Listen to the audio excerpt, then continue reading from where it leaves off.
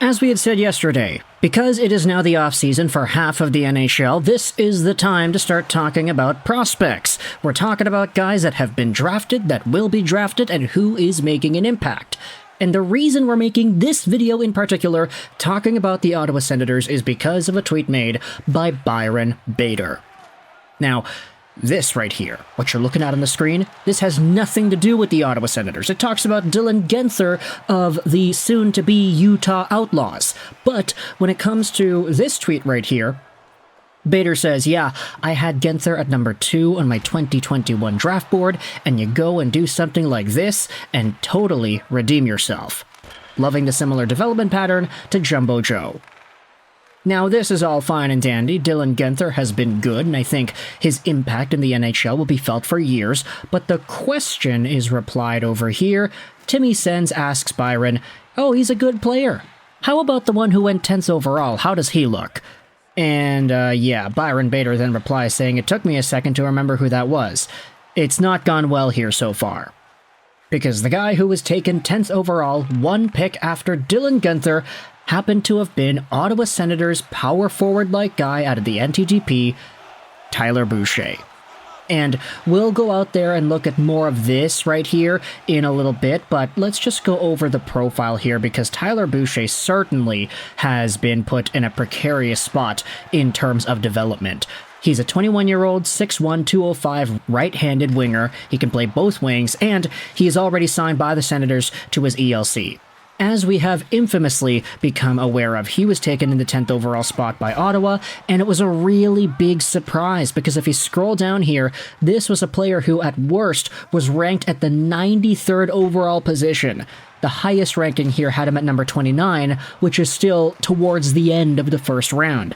Averaging out all these outlets over here, he was probably supposed to be somewhere in the 50, 60-ish range of the 2021 NHL Draft.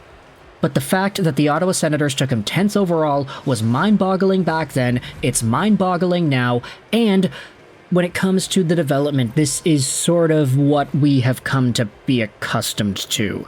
Because sure, Tyler Boucher had reasons to be taken. It's not like he was an irredeemable prospect. He's a guy who, in the 2021 season for the NTDP, had 14 points in 14 games. He was slowed down due to injury, but when he was playing, he was a big behemoth of a guy, power forward presence. It even says here on the scouting guide that there's no player more physical in the draft class. Sometimes it's a small nudge, an extra cross-check, or a smart play to cut off the hands. There's also plenty of bone-crunching hits that Tyler Boucher delivers along the boards. His physical game is insane, perfectly balancing scoring and supporting positioning. He's always a passing option. He's also a crafty shooter, shooting under defender sticks or changing the angle. So not only was Boucher a point-per-game guy for the NTDP, but he also was physical. But there were a lot of projections saying, hey, this guy might not actually amount to much. He might be taken a little bit later in the draft. He might be a second or a third-round guy. The Sens took him 10th. And that was a really big deal. Ever since then, though, Tyler Boucher went through the ringer. He was developed at BU in the NCAA and did not really do all too well. He had 3 points in 17 games played, so what did he do? He decommitted from the NCAA entirely and went over to the OHL, nullifying his NCAA eligibility and thrusting him into the junior hockey scene in Ontario. There, as a draft +1 player who was again taken 10th overall, he went out there as a sub-point-per-game guy, 14 points, 24 games played, half a point a game for the 67s in the postseason. This is starting to look a lot more like a red flag in terms of development, because guys who are normally top 10 caliber picks, even first-round regular picks, these guys always seem to produce at least a point per game if they're playing in the OHL in their draft +1. Boucher could not do that, and in fact, he couldn't do that even in his draft +2 year. He had 17 points in 21 games, still not a great number in the slightest. He did make Team USA for the World Juniors. He had 4 points in 6 games over there at that tournament. But that was his last year of World Junior eligibility. Boucher then went over to the Belleville Senators in the AHL, where he is today. He had 5 points in 21 games played. And now, if we go back over to Byron Bader's development path for Tyler Boucher, he has roughly a 15% chance of being a National Hockey League player. 15. His star probability is 0%, and his draft comparables, I mean, there are a bunch of guys here that aren't really too noteworthy. I mean, Danny Heatley is listed as a draft year comparable for Tyler Boucher, but current player comparables, if we want to go over to the graphic here, I mean, the number one guy is Mikhail Zhukov, whom I don't know too many people if they actually know who that is. Mikko Koivu is over here, and that's a good name, but that is still a ways away of a player to get to. And look, 15% as an NHL probability score at 21 years old is not looking good. And at this point, with the way that Boucher is developing, who even knows if he's able to play NHL minutes in a significant role anytime in the near future?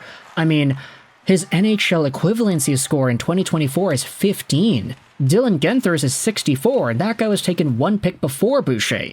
In fact, it gets even crazier when you talk about the rest of that draft class, because this is where things really start to look bad on behalf of the Ottawa Senators. Tyler Boucher is the only guy in the top 10 to have not played a single NHL game. Everybody else has been pretty good. Brandt Clark, Dylan Guenther, Eklund, these guys have been fine. But then, you go immediately past it. Okay, the Arizona Coyotes did not make a pick at the 11th overall spot. 12th overall, Cole Sillinger? Yeah, he's played 200 NHL games and he's got 70 points. Matthew Coronato for the Flames, he's played some NHL games, 35, and he's got 9 points. Isaac Rosen has only played 7 games at the NHL level, but guess what? Isaac Rosen looks fantastic. He in the AHL had 50 points in 67 games played this year. Tyler Boucher had 5 points in 21 games. Go back over here to the draft. Sebastian Cossa is a goalie, so it's a little bit different. We'll skip over him. Brendan Othmann has only played 3 games at the NHL level, but just like Isaac Rosen, Othmann has been a beast in the AHL, posting up 49 points in 67 games played. Going further down, Zachary Bolduc, same thing. Chaz Lucius, same thing. Fyodor Svechkov, same thing. These guys are all super good producers at the AHL level, and that extends even beyond further to some of these other guys. I mean, Wyatt Johnson is an NHL player right now, 100 points in 160 games played. You scroll even further down, the Dallas Stars got another guy in Logan Stankoven, who is also really good too. Of course, this is unfamiliar territory for a lot of the projected top 10 overall conversations that we had in 2021, but the fact is, Tyler Boucher was not a part of that conversation at all, and when the Ottawa Senators took him, it was seen as a weird move back then. It's seen as even weirder now, especially when you consider where the rest of the guys taken after Boucher have gone since that draft period. I know a lot of Ottawa Senators fans have started to tune out my channel because they don't really like that I talk negative about their team all the time, but like, for a content creator like me who focuses mostly on Vancouver, Detroit, Montreal, whenever there's a big story from another team, that's when I try to take the opportunity to talk about it. And unfortunately, when it comes to the Sens, all of the good topics that we could explore, they're just not as interesting to me. Like, unfortunately. This team has been on the cusp of being playoff worthy maybe for years, only to disappoint every single time, that you have to start looking at where else these big L's are coming from, and this 10th overall pick is the biggest one, especially of course since it was brought up by Byron Bader the other day. This is kind of what I looked at and I was like, hey, I want to make a video about that. So Senators fans, as painful as it may be, let me know your thoughts in the comment section below about the development and drafting of Tyler Boucher and how his entire career has gone so far in the Belleville Senators AHL system. We recognize that he was definitely not projected to go where he went, but he is now a prospect in your system, and you're probably going to have to live with this development for the next few years. What are your expectations for Boucher? Where do you think he's going to go? Do you think he plays significant NHL time down the line?